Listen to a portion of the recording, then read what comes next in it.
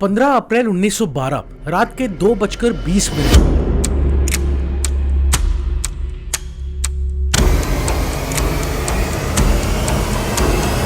दुनिया का सबसे बड़ा जहाज जो कभी नहीं डूब सकता, ऐसा कहा जाता था, अनसिंकेबल कहा जाता था,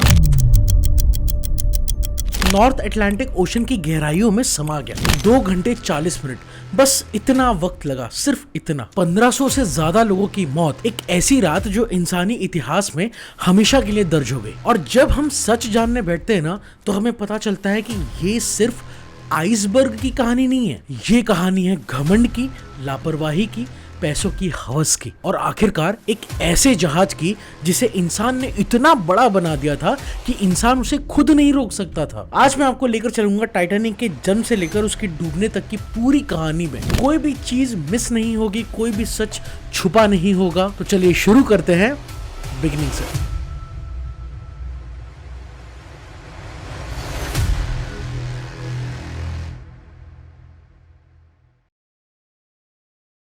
बात है 1907 की। व्हाइट स्टार लाइन, एक ब्रिटिश शिपिंग कंपनी के 2 बड़े आदमी एक रात डिनर पर बैठे थे। एक थे Lord Williams, Harland and Wolff shipyard के चेयरमैन, दूसरे थे J Bruce Ismay, White Star Line के मैनेजिंग डायरेक्टर। दोनों एक प्रॉब्लम डिस्कस कर रहे थे। उनका कॉम्पिटिटर क्यूनार्ड लाइन 2 जहाज लॉन्च करने वाला था जो स्पीड के मामले में उनसे काफी आगे थे, लुसिटेनिया एंड मॉरिटेनिया। इसमें और लॉर्ड विलियम पिरी का प्लान पूरा अलग था। वो स्पीड में कॉम्पीट नहीं करना चाहते थे, वो चाहते थे कुछ ऐसा बनाना जो स्पीड से भी ज्यादा पावरफुल हो। लग्जरी, साइज और एक ऐसी सोच जिसके हिसाब से एक जहाज कभी डूब नहीं सकता। Harland and Wolff shipyard, Belfast, northern Ireland, यहाँ क्वींस आइलैंड पर जनवरी 1909 में काम शुरू हुआ। 3000 वर्कर्स रोज 3 साल तक लगातार। सिर्फ एक जहाज बनाना आज के हिसाब से भी एक मैसिव प्रोजेक्ट होता है, लेकिन उस जमाने में ये एक इम्पॉसिबल काम था। टाइटैनिक की स्पेसिफिकेशंस देखो। लंबाई 882 फीट 9 इंचेस, 269 मीटर्स, यानी 3 football grounds end to end. ऊंचाई थी 53 मीटर्स, 10 मंजिला बिल्डिंग से भी ज्यादा। चौड़ाई 92 फीट 6 इंचेस और वेट जो डिस्प्लेसमेंट होता है वो था 52,000 टन। और इसका कंस्ट्रक्शन कॉस्ट $7.5 मिलियन उस जमाने में। मतलब अगर आज के हिसाब से कंपेयर करें तो $400 मिलियन से भी ज्यादा। ये सिर्फ एक जहाज नहीं था, ये एक फ्लोटिंग सिटी था। 31 मई 1911 को टाइटैनिक लॉन्च किया गया बेलफास्ट हार्बर में। 1 लाख से भी ज्यादा लोग देखने आए थे। टाइटैनिक ने पानी को छू तो लिया, लेकिन अभी रेडी नहीं था। फिटिंग्स, इंटीरियर्स, मशीनरीज, सब कुछ लगाना अभी बाकी था। सी ट्रायल्स हुए 2 अप्रैल 1912 को और फिर ऑफिशियली अनाउंस किया गया कि आरएमएस टाइटैनिक अपनी मेडन वॉयज के लिए तैयार है। लेकिन एक बात आपको अभी से बता देता हूँ, टाइटैनिक व्हाइट स्टार लाइन की अकेली शिप नहीं थी। 3 सिस्टर शिप्स थी, Olympic, Titanic and Britannic. Olympic सबसे पहले बनी, उसका सी ट्रायल मई 1911 में हुआ। Same route, same captain, Edward John Smith. और ओलंपिक ने एक एक्सीडेंट भी झेला। सितंबर 1911 में ब्रिटिश क्रूजर HMS हॉकी से टकराई। 2 बड़े छेद और 2 कंपार्टमेंट्स में पानी। अब इस बात का टाइटैनिक से क्या कनेक्शन है वो हम बाद में जानेंगे, क्योंकि जब जानेंगे ना तब आपको बहुत बड़ा शॉक लगेगा। इसलिए वीडियो को एंड तक देखना। लेकिन पहले जानते हैं कि इस जहाज के अंदर था क्या इतना खास।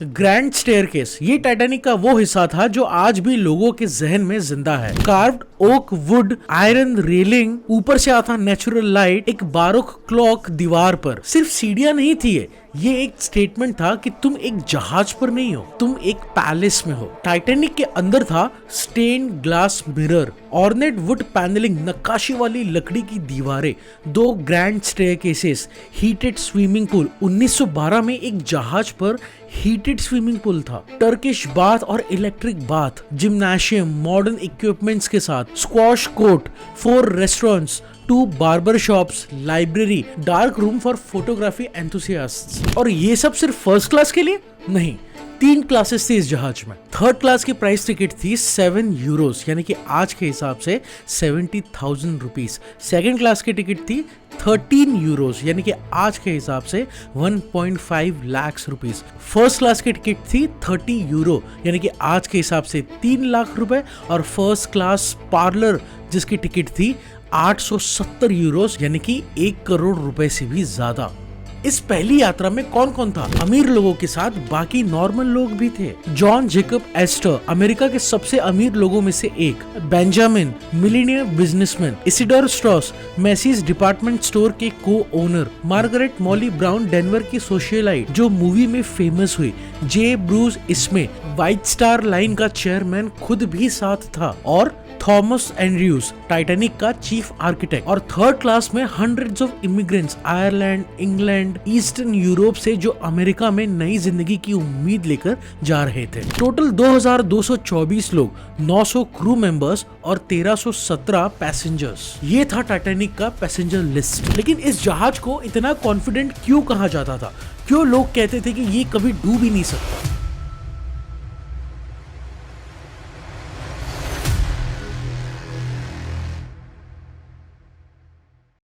अनसिंकेबल, ये सिर्फ एक मार्केटिंग टैगलाइन नहीं थी। टाइटैनिक के अंदर दो ऐसी इंजीनियरिंग फीचर्स थे जिसकी वजह से दोनों कंपनी और इंजीनियर्स जेन्युइनली बिलीव करते थे कि ये जहाज एक्स्ट्राऑर्डिनरी सेफ है। सेफ्टी फीचर 1, डबल बॉटम हल। जहाज का सबसे खतरनाक हिस्सा है उसका बॉटम, क्योंकि वो हमेशा पानी के नीचे रहता है। कोई भी छुपा हुआ रीफ या रॉक उसे नीचे से डैमेज कर सकता है। टाइटैनिक में डबल बॉटम हल था, मतलब दोनों लेयर्स। अगर बाहरी लेयर डैमेज हो जाए, दूसरी लेयर जहाज को बचाती। स्मार्ट इंजीनियरिंग, लेकिन एक प्रॉब्लम थी। ये सिर्फ नीचे की टक्कर के लिए डिजाइन था, साइड्स में एक ही लेयर थी। Safety feature 2, 16 water tight compartments. Titanic का हल 16 अलग अलग वाटर टाइट कंपार्टमेंट्स में डिवाइड किया गया था। अगर एक में पानी आ जाए तो दूसरे में नहीं जा सकता। इंजीनियर्स ने कैलकुलेट किया था कि अगर 16 में से 4 कंपार्टमेंट्स में भी पानी भर जाता है तो भी इस जहाज को तैराया जा सकता है। 4 था मैक्सिमम।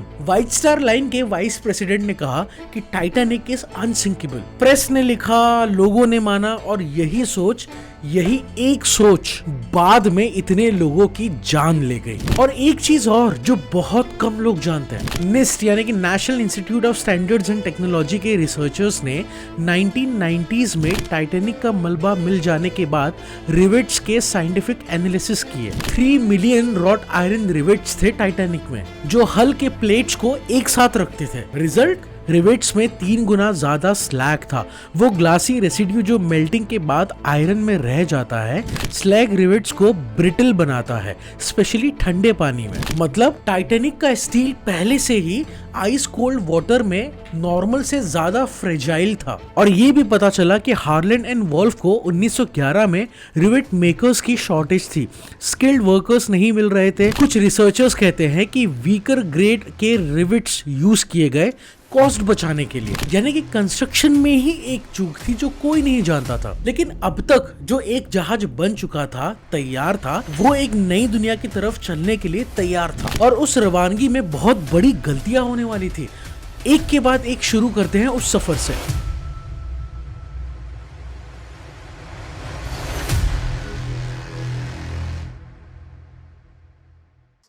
10 अप्रैल 1912, साउथहैम्पटन, इंग्लैंड। सुबह का वक्त, हार्बर पर हजारों लोग, कैमरास, रिपोर्टर्स, एक्साइटेड बातें। ये सिर्फ एक शिप का डिपार्चर नहीं था, ये एक इवेंट था। कैप्टन एडवर्ड जॉन स्मिथ, 62 साल के, व्हाइट स्टार लाइन के सबसे ट्रस्टेड और एक्सपीरियंस्ड कैप्टन, ब्रिज पर खड़े थे। उन्होंने 32 साल इस कंपनी के लिए काम किया था। कंपनी का आदेश क्लियर था, टाइटैनिक को 17 अप्रैल 1912 की सुबह तक न्यूयॉर्क पहुंचना है, यानी कि 7 दिन में। स्पीड 23 से 24 नॉट्स।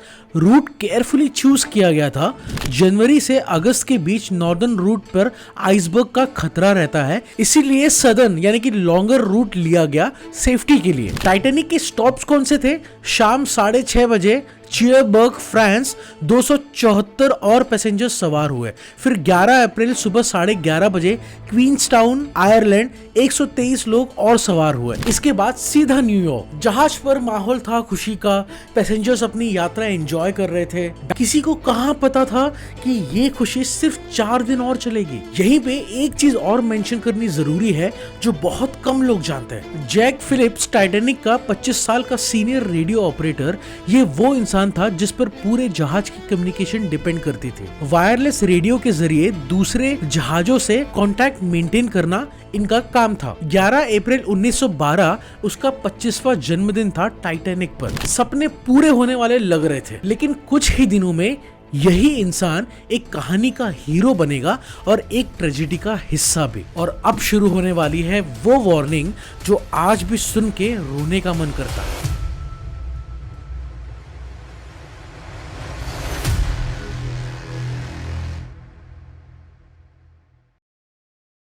12 अप्रैल 1912 फ्रेंच ओशन लाइनर ला टोरैन से वायरलेस मैसेज आया, रास्ते में आइसबर्ग्स हैं, सावधान रहना। जैक फिलिप्स ने ये मैसेज कैप्टन स्मिथ तक पहुंचाया। कोई एक्शन नहीं, स्पीड सेम। 14 अप्रैल 1912 एक दिन पहले डिजास्टर से इस एक दिन में टाइटैनिक को 7 और आइसबर्ग्स वार्निंग आई, अलग अलग जगहों से, एक के बाद एक। हर बार सेम मैसेज, बहुत बर्फ है आगे, और हर बार जहाज फुल स्पीड पर चलता रहा। अब यहाँ एक विलेन एंटर करता है, एक ऐसा नाम जिसका नाम हिस्ट्री में भी है, जे ब्रूस इस्मे, व्हाइट स्टार लाइन का चेयरमैन। वो इस यात्रा पर पर्सनल तौर पर सवार था। माना स्पीड कम करनी चाहिए शायद। इसमें ने वो स्लिप अपनी जेब में रख ली ताकि कोई और देख ना ले, ताकि कैप्टन को क्लियर सिग्नल मिले कि स्पीड मत घटाओ। ये किसी ने नहीं सोचा था उस वक्त कि एक पेपर की स्लिप जिंदगी और मौत का फर्क बन सकती है। रात 10:55 पे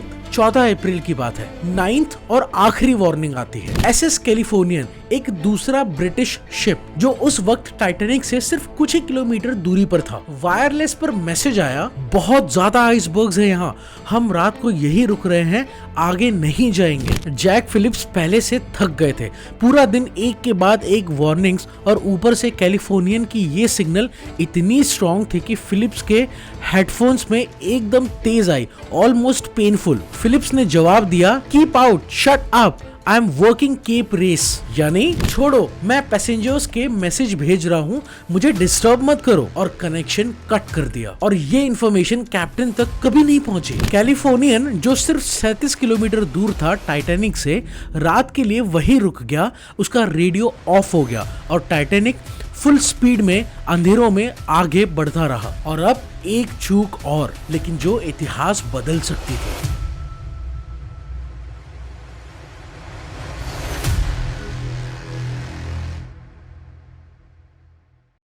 जहाज के अगले हिस्से में ऊपर एक छोटा सा प्लेटफॉर्म होता है, क्रोज नेस्ट, लुकआउट पॉइंट। यहाँ हमेशा 1-2 लोग रहते थे जो दूर तक नजर रखते थे कि कोई आइसबर्ग, कोई खतरा या कोई दूसरा जहाज तो नहीं आ रहा है। टाइटैनिक पर यह काम था फ्रेडरिक फ्लीट और रेजिनाल्ड ली का। लेकिन एक प्रॉब्लम थी, इस जर्नी से कुछ दिन पहले एक ऑफिसर डेविड को आखिरी वक्त किसी दूसरी शिप पर ट्रांसफर कर दिया गया, एक और ऑफिसर की जगह। और जल्दी में डेविड एक चूक कर गए।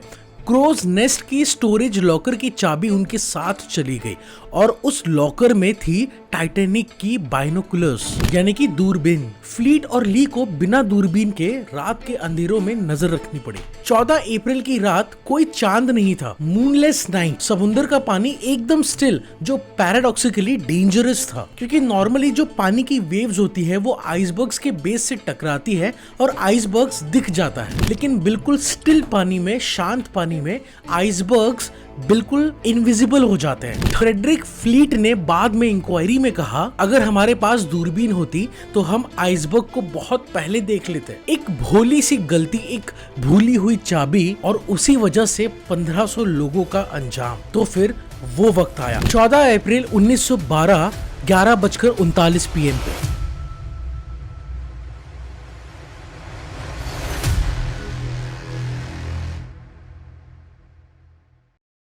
फ्रेडरिक फ्लीट क्रोज नेस्ट पर खड़ा था, ठंड, अंधेरा, जहाज फुल स्पीड पर 20.5 नॉट्स यानी कि 38 किलोमीटर पर आवर की स्पीड से, और फिर अनएक्सप्लेन करता है। लोग सोचते हैं आइसबर्ग ने एक बड़ा गश लगाया होगा, एक लंबी कट जैसे नाइफ से।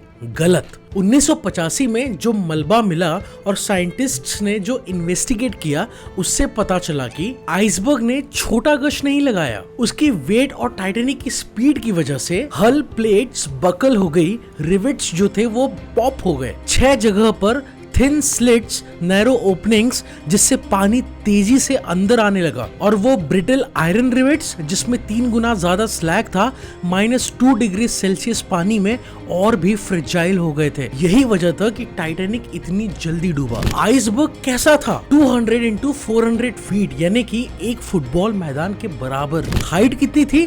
क्रोज नेस्ट तक, जहां पर 2 लोग बैठे थे बिना दूरबीन के, वहां तक पहुंच रही थी हाइट। और एस्टिमेटेड वेट कितना था उस आइसबर्ग का?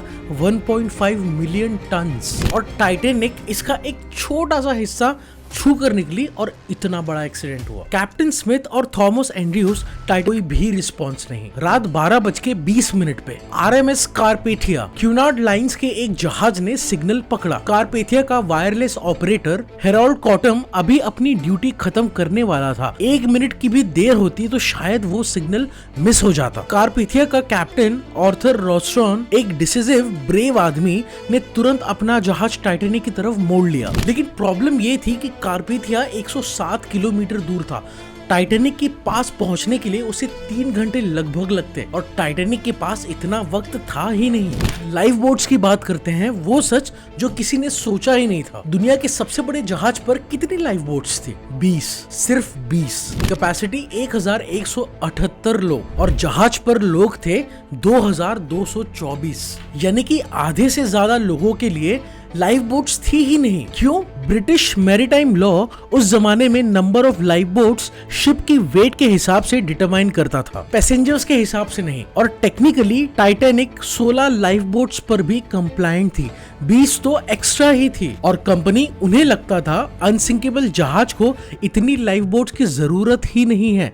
लाइफ बोट्स स्पेस घेरते हैं, फर्स्ट क्लास प्रोमिनेंट डेक का एरिया छीन लेते हैं, कॉस्ट कटिंग और घमंड। टाइटैनिक के पास 48 लाइफ बोट्स की जगह थी, लेकिन सिर्फ 20 रखे गए। और एक और बात, सेफ्टी ड्रिल जो कभी नहीं हुई। 14 अप्रैल को टक्कर वाले दिन एक मैंडेटरी सेफ्टी ड्रिल होनी चाहिए थी।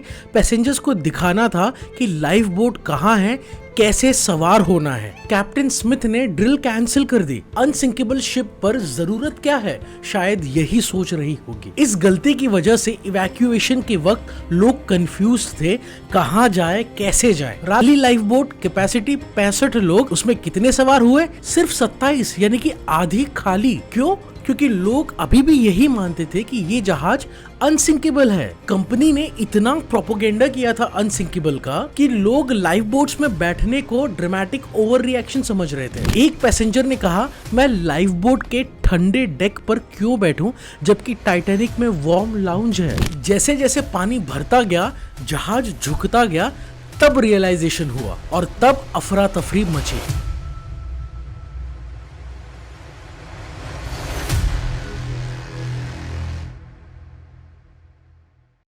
वो 8 लोग जिन्हें याद करना जरूरी है। The band. 18 अप्रैल 1912 रात 9:20 पे न्यूयॉर्क हार्बर पे हजारों लोग इंतजार कर रहे थे, नम आंखें, खामोशी। लेकिन अभी एक और सच बाकी है जो जानकर इंसान का खून खौलता था।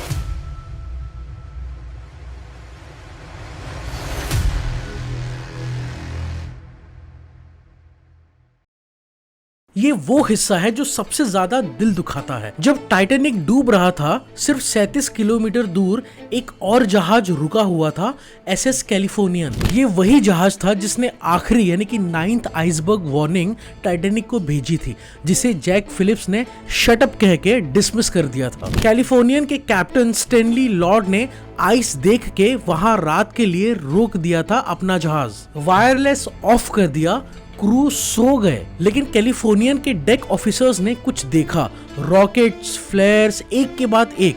उन्होंने कैप्टन लॉर्ड को जगाया। लॉर्ड ने कहा, ये अमीर लोग पार्टी कर रहे हैं, पार्टी है, पार्टी और कुछ नहीं। उन कैलिफोर्नियन वहां रुका रहा। सुबह जब रेडियो खोला, एसओएस आया, टाइटैनिक डूब चुकी थी। कैलिफोर्नियन उस जगह पहुंचा लाशें थी, लाइफ बोट्स थी, टाइटैनिक डूब चुका था। ब्रिटिश और अमेरिकन दोनों इंक्वायरीज ने कैप्टन स्टैनली लॉर्ड को ब्लेम किया। उनके करियर का अंत हो गया इसकी वजह से। लेकिन एक अकेले इंसान पर इतना सारा इल्जाम डालना भी फेयर नहीं था, क्योंकि ब्लेम शेयर करना था कंपनी के साथ, कैप्टन स्मिथ के साथ, इसमे के साथ, एक पूरे सिस्टम के साथ जो अनसिंकेबल सोच के साथ चल रहा था। तो फिर इंक्वायरी में क्या निकला और इसके बाद पूरी दुनिया ने क्या सीखा? अमेरिकन इंक्वायरी 19 अप्रैल से 25 मई 1912। यूएस सेनेट ने 80 से ज्यादा सर्वाइवर्स से पूछा, क्रू से पूछा, पैसेंजर से पूछा, सबसे पूछा, जिससे भी एक्सटेंसिव क्वेश्चनिंग की गई। उस पर इल्जाम लगा कि आपने कैप्टन पर प्रेशर डाला स्पीड मेंटेन करने का, मीडिया कवरेज के लिए, रिकॉर्ड्स के लिए, और उस प्रेशर की वजह से 1500 लोग मरे। इसमें ने सब डिनाई किया, लेकिन दुनिया ने माना नहीं। ब्रिटिश प्रेस ने उसे जे ब्रूट इसमें बुलाया। 1913 में इसमें ने व्हाइट स्टार लाइन से रिटायरमेंट ले ली। पूरी जिंदगी पब्लिक से दूर रहता 1937 में मरा अकेला।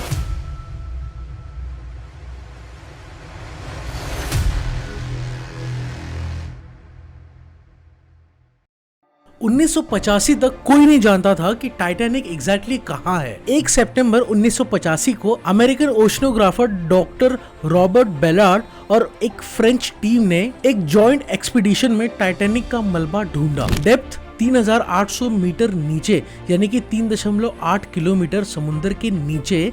लोकेशन न्यू फाउंडलैंड, कनाडा से 600 किलोमीटर साउथ ईस्ट पे। और जो मिला वो हार्ड ब्रेकिंग था।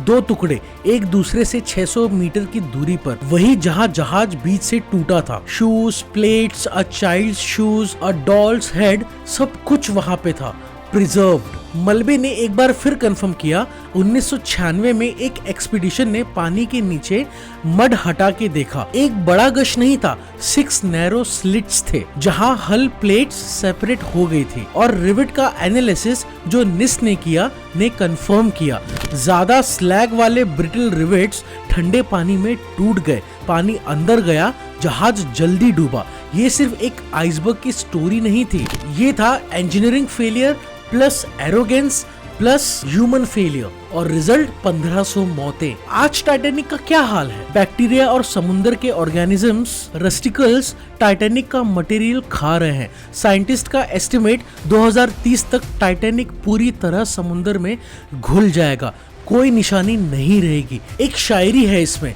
जो इंसान ने बनाया समुंदर ने लिया, और जो समुंदर ने रखा वो भी समुंदर ही खाएगा।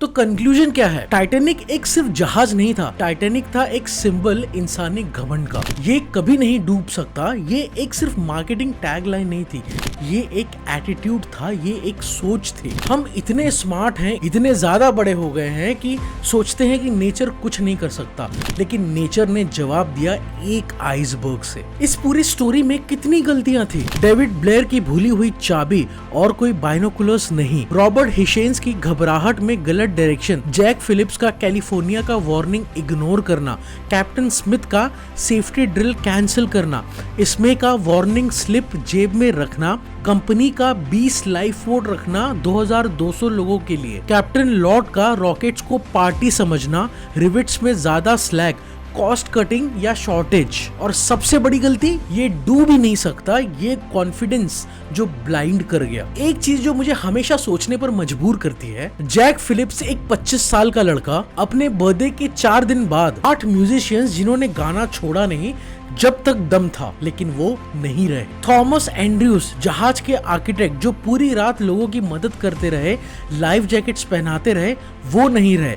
और हजारों इमिग्रेंट्स जो एक नई जिंदगी की उम्मीद लेकर चल रहे थे, वो सपना उनका पूरा नहीं हो सका। टाइटैनिक आज भी लगभग 4 किलोमीटर नीचे है समुद्र के, वहाँ अंधेरा है, ठंड है, और धीरे धीरे जहाज भी मिटता चला जा रहा है, लेकिन इतिहास मिटाया नहीं जाता। 1500 लोगों की याद मिटी नहीं है और कभी नहीं मिटेगी, और यही है टाइटैनिक की असली लेगेसी। अगर इस वीडियो ने आपको कुछ नया सिखाया, लाइक करो, कमेंट्स में बताओ इस पूरी कहानी में आपको सबसे ज्यादा किस चीज ने हैरान किया, किस इंसान के नाम से आपको सबसे ज्यादा गुस्सा आ रहा है। और अगर आप चाहते हो कि हम ऐसे ही मिस्टीरियस और डीप डाइव हिस्टोरिकल वीडियोस बनाते रहे तो चैनल को सब्सक्राइब करना बिल्कुल मत भूलना। मिलते हैं अगली बार एक और ऐसी कहानी के साथ। Thank you so much for watching.